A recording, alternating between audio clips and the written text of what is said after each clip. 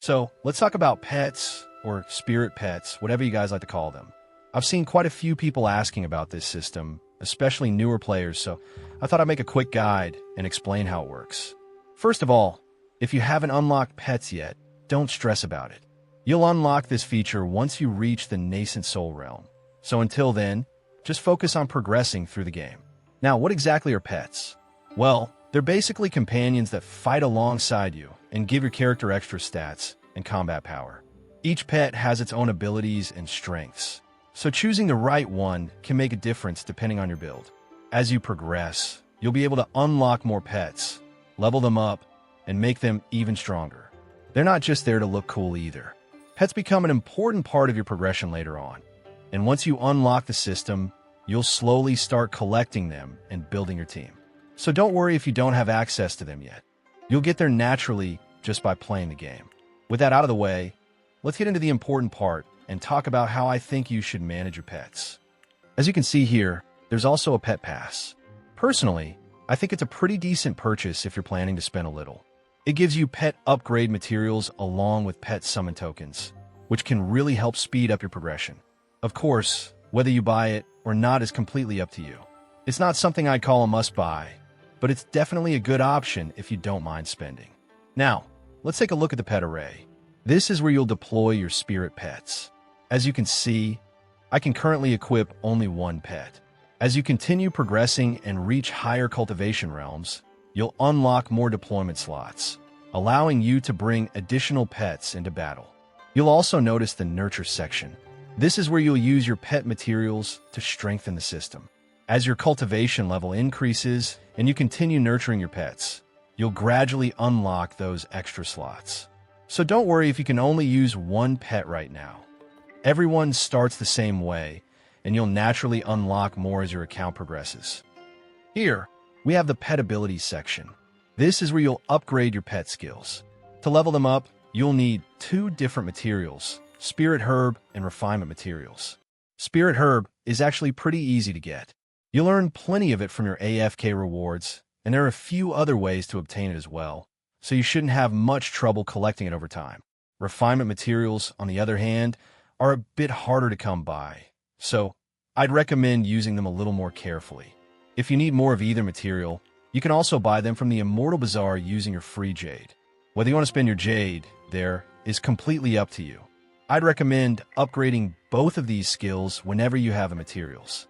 You'll be getting them daily, so there's no need to worry too much about running out. Also, once your pet's nurture level increases, you'll unlock the third skill, giving your pet an even bigger boost. We have the Spirit Vein system. This is where you'll evolve your pets. As they evolve, they'll go through different forms, starting from juvenile and eventually reaching adult. Every evolution gives your pet a pretty significant boost in combat power, so it's definitely something you'll want to work on over time.